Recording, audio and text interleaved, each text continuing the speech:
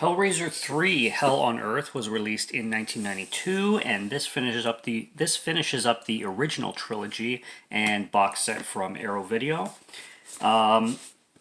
This is where Hellraiser goes camp, in my opinion. As I mentioned already a little bit in the previous videos of the first two Hellraiser films, this one definitely it takes a very like gothic rock approach, and really turns up the camp a lot. Like I said too, this film definitely gives me vibes and elements of The Crow. I'm not necessarily comparing the films in themes or styles or anything like that or how they feel, because The Crow is a much darker, much more seriously toned film than Hellraiser 3 is. But if it was more campy, I think Hellraiser 3 and The Crow would have a lot in common vibe wise.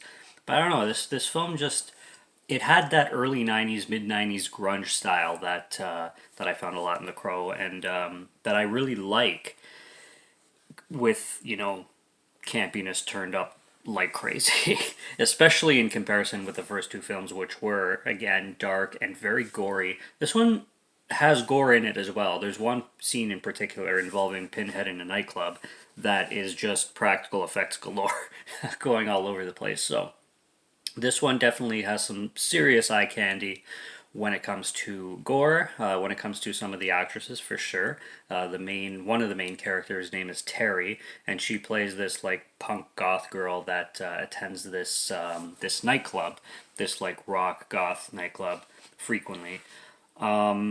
And we follow her through most of the story, and then we follow this reporter through the story as well, named Joey, which it's short for Joanne or Jolene or something like that. It is a girl, female reporter, and it's her story and Terry's. So what happens is, at the beginning of the movie, we're introduced to this guy. His name is JP, and he ends up being the owner of this club called the Boiler Room, and he buys this pillar in the last scene of the movie of Hellraiser 2. This pillar basically rises from the ground or whatever in total Hellraiser Pinhead fashion. And Pinhead's face, along with a bunch of other demon faces and souls and everything, including the homeless guy that was in both, homeless looking guy, I should say, that was in both of the last films, is stuck in this pillar too. So JP is buying this pillar the same way everybody bought the puzzle box. This puzzle box is also attached to this pillar. And it flashes to another scene, and this separate guy, not JP, is being rushed to the hospital on a stretcher. There's chains coming all over the stretcher. Terry is at the hospital because she found this guy outside or whatever. And his face is totally ripped apart. It almost reminded me of Scanners a bit, the way his face just blew up and blew to smithereens. Joey, the reporter, is at the hospital, and basically she's a small time reporter. She was trying to cover any story she can get, but the hospital was completely dead and nothing was going on. The camera guy that she was working with got called to another job with another reporter, so she couldn't even go to that other job. She was literally stranded at the hospital alone with nothing going on until this crazy ass situation with this guy happens, and he's coming in chains and his face is ripped apart. She looks into this case. So she talks to Terry for a little bit. She's led to the club, the Boiler Room. She goes to the club, hands her cards out everywhere. We're introduced to JP a little more. JP is a massive scumbag. I mean, scumbag of scumbags. His trademark is he owns the club, and he goes around giving girls a rose whenever he wants to sleep with them, basically. And he gives it to this one girl, and then he takes her to the back because he lives in the club, in some room in the club. Fucks her there, basically tells her to get the fuck out afterwards. And this pillar is in his room too because he bought it. Chains come out of the pillar and rip her skin like right off, straight up, like the Silent Hill movie style, where what's his name, Pyramid Head rips the skin off that one girl. Her skin is basically ripped off in the same way, and then she's dragged into this pillar, and JP's freaking the hell out. And then there's this moral conversation between Pinhead and JP on saying who's the bigger scumbag. Uh, Pinhead for sacrificing this girl's soul and like ingesting her soul, or JP for ingesting her soul in the same way by basically fucking her and chucking her. So there's that whole moral dilemma, which I think Pinhead's worse, but still, it really puts JP in the scumbag light that he is. So I thought that was funny. He is also the ex-boyfriend of Terry, so he's always trying to get Terry back in his scumbag way. He's pretending to be innocent. I miss you and all that stuff, but he's the most transparent douchebag you can possibly imagine. It's so clear how shitty this guy is of a person. He just complete, narcissist, selfish, everything in the book. Terry is spending a little bit of time with Joey, the reporter. I'll call her Joanne. I forget what her full name is. I think it's Joanne, but like I said, it was Joey for short. And she lets Terry stay with her because she doesn't have a place to go. She stays a couple days, but she doesn't stay very long because Joey is also moving into some other apartment, so Terry feels screwed over, and Joey's always busy with this investigation involving Pinhead. Joey is also suffering from nightmares and delusions, and we have this film has a lot of, not a lot, but it definitely has multiple things and situations going on. You have two leads, Terry and Joey. You also have two stories. You have the nightclub boiler room situation, and then you have what becomes a period piece. So half the film is kind of a period piece taking place during World War One, because this is a very confusing plot and it's a little bit convoluted. It makes sense, you can explain it, but when you think about it, it doesn't make sense because everything is just so ridiculous, and it raises more questions than answers, kind of thing. This pillar apparently split Pinhead into two, where his good soul, whose name is Captain Elliot Spencer, was a soldier in World War One.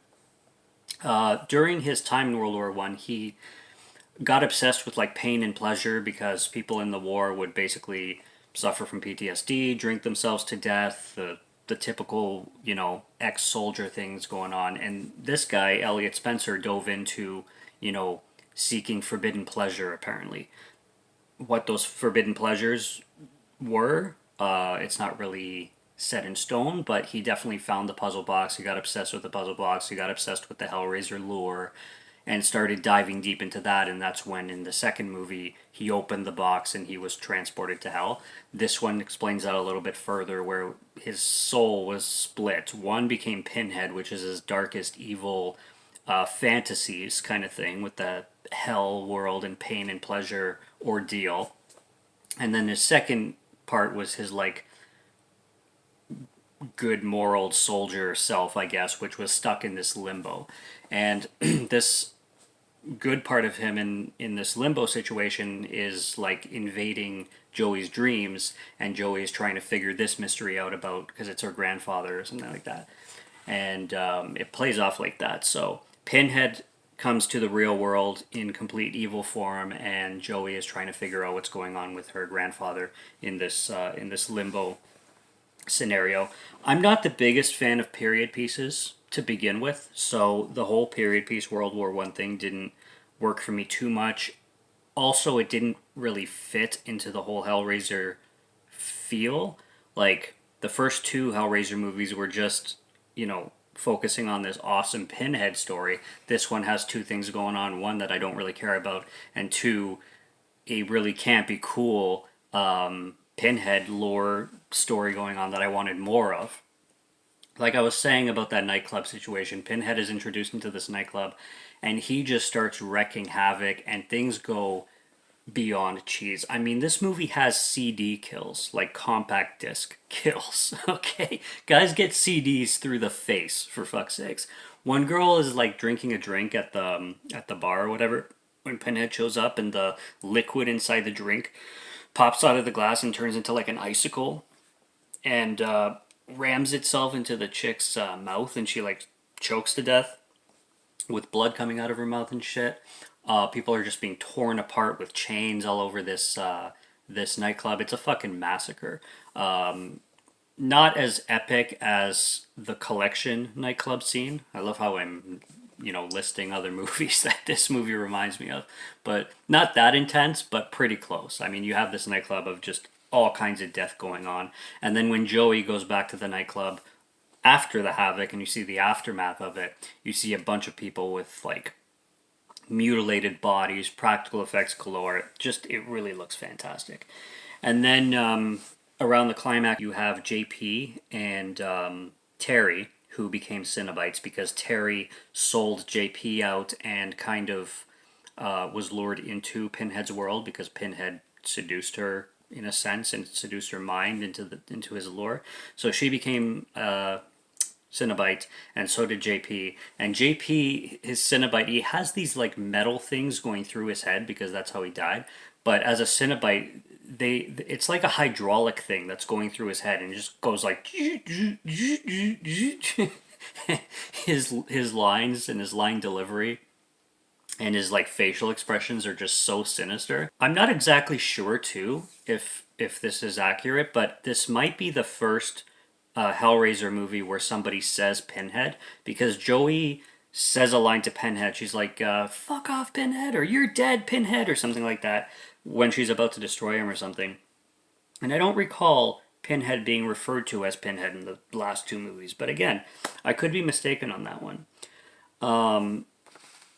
Joey goes back to the dream world and sees her father, but her like it's Pinhead deceiving her by taking on her father's persona, because Pinhead only has power with the puzzle box in the limbo world for some reason. I don't know. I know he was unleashed into the our world kind of thing, the hell on earth. That's where the title comes from. But he doesn't apparently have as much power in our world as he does in the dream world, at least to get himself back into the hell world or whatever it is. Something along those lines. Like I said, you really have to... It mushes your brain, kind of gives you a headache when you start to think about all the lore, because the lore is kind of just... It's like Clive Barker kind of just throws it at you, and it's like, okay, this is what's going on, but doesn't really... It's like the plot points don't have strings attaching them together. It's just like plot points scattered. Does that make any sense? That's how I feel about the movie. It's like things going on, but no connection to the things going on. That's probably the best way I can describe it.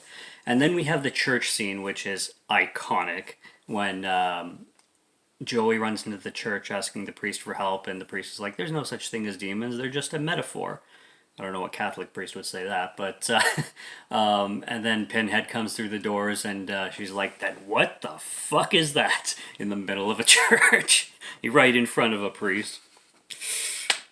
Need confession, sweetheart. But yeah, Pinhead shows up. He goes to the altar. He takes two pins from his head, and they kind of like spiral out, and they look like they have like worms at the bottom of them. It's really gross.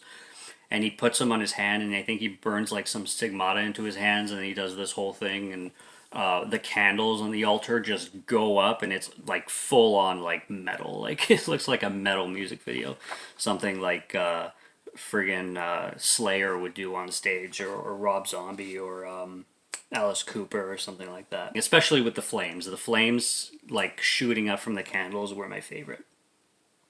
And you got this like Prince of Darkness, for lack of a better word, just spread up on the altar, giving little hope to anybody. And then there's a moment where Pinhead is stabbed with what I call the puzzle spike, because they always call it the puzzle box, but in all three movies of it, like I think the first one too, it does become a spike sometimes too, like it morphs into a spike, and this is used as a weapon to stab Pinhead, and then that's when he's transported back into his world. And if this film had a conclusion, I'm not sure exactly what it was. It leads into the fourth film at least, but basically the puzzle box is Joey puts it in some cement, like cement that's not solid kind of thing, out of wet cement or whatever, wet pavement. She sticks it in there to bury it in cement pretty much, and then it flashes forward. And I've seen the fourth film, I just don't want to get into the fourth film too much right now in this video, in this review. But it just shows this building that was built on top of the cement, so we're assuming years later.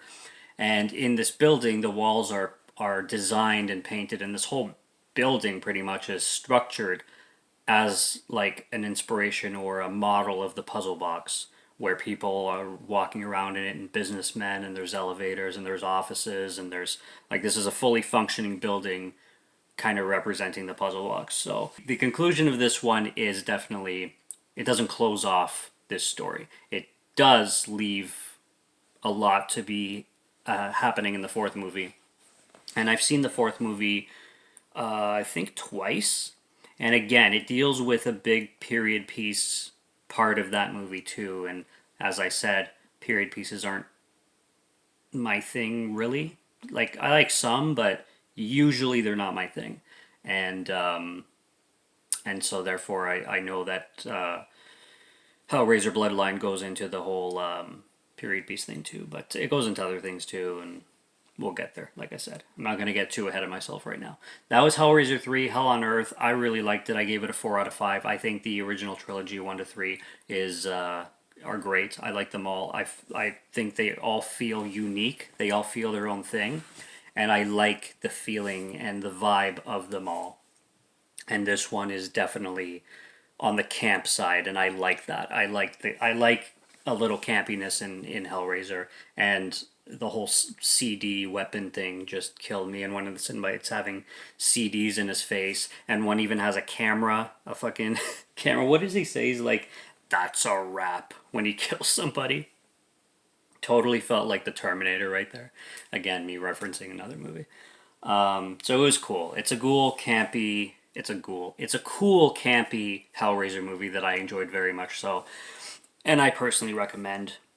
1 to 3 all get 4 stars. 4 stars out of 5 for all 3. So until next review, subscribe to Morgan Film Fan if you like to listen to my voice or if you like my film reviews.